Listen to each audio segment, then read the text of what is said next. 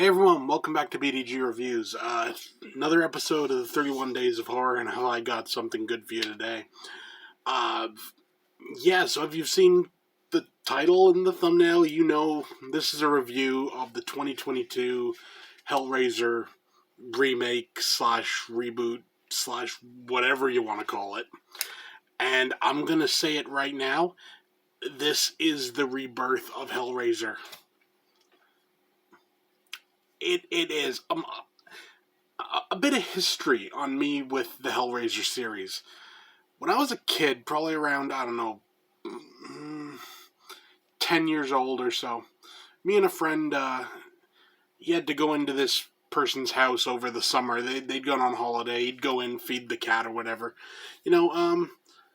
Really hot summer, so, they had air conditioning. We'd go in there and we'd sit in their basement. We found that they had a tape of Hellraiser 1. And I'm kidding you not when I say we watched it every day for about a month and a half.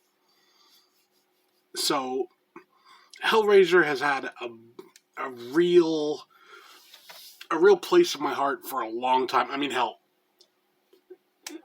tattoo right there, This movie did everything right. Now, first off, we have to address the elephant in the room. Obviously, this isn't Doug Bradley. Honestly, I'm okay with it. This, I'll say Pinhead, is a very different character. And I like that. I like that a lot, actually. I like the fact that they didn't try to reproduce what Doug Bradley did. They went with something new, and I'm very much down for that.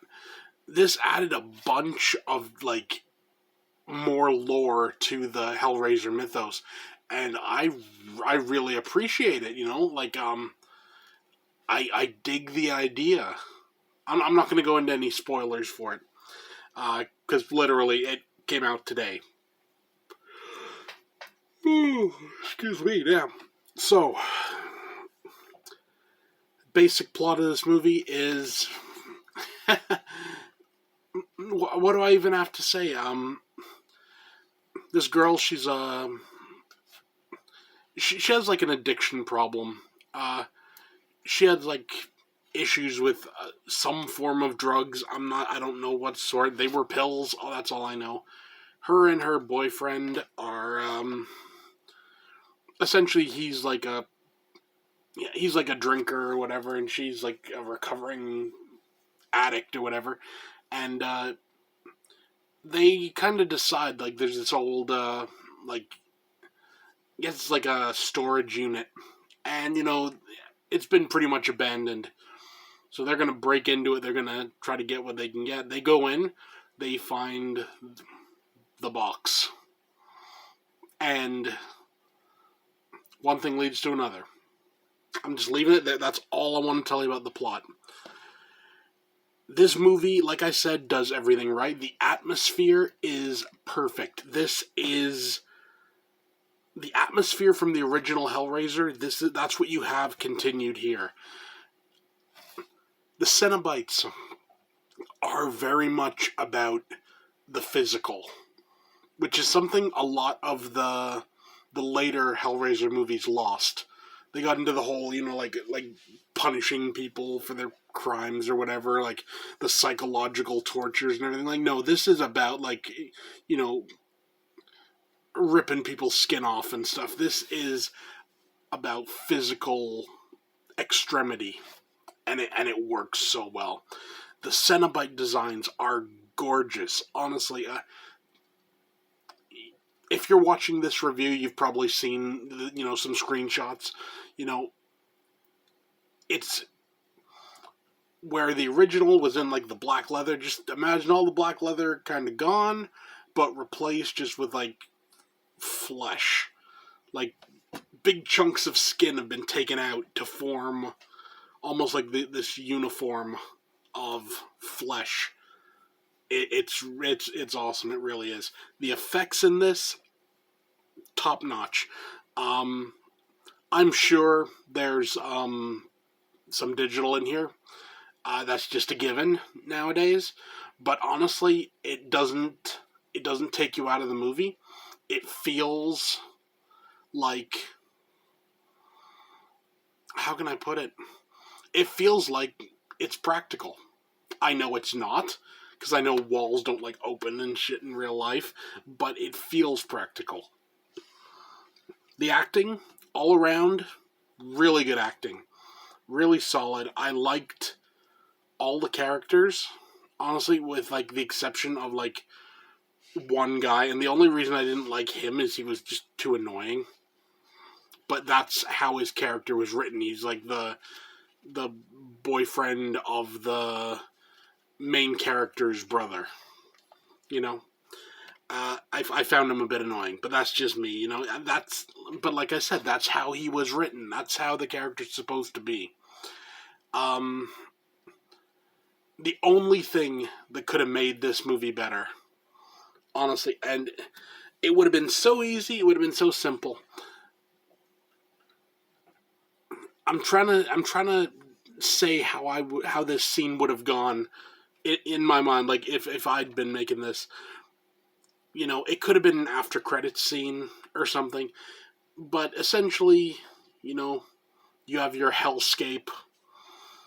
You have your Cenobites there. I would have just had them like walking down a hall and passing like alcoves, and in these different alcoves there would be other Cenobites, and it would end with walking past one that just had Doug Bradley, and like the original Cenobites just kind of there. So the idea would essentially be, different box, different Cenobites, and honestly, you could still pull it off, and just make it essentially that, you know, whoever is your like lead Cenobite would have pins in their head. That would be like the the mark of office, if you will. I'd be down for that. The soundtrack is phenomenal. Um, it's from what I know, it's not by Christopher Young. I think that's the guy that did the original Hellraisers, but it's so close. I'm pretty sure there's like the main Hellraiser theme is actually in there.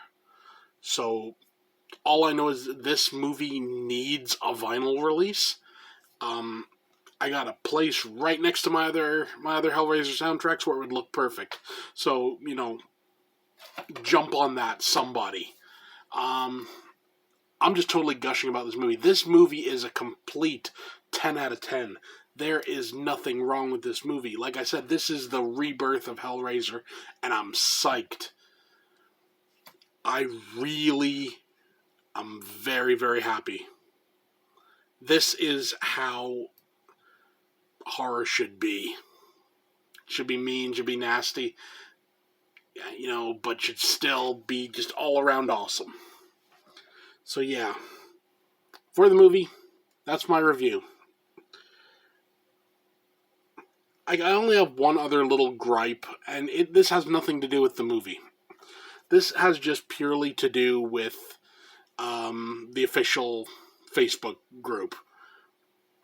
And it's not even the group itself, it's just they have this tendency where they keep they'll do like they'll show like an actor and be like like another like proud like gay openly gay actor, and the thing is it's like I don't care.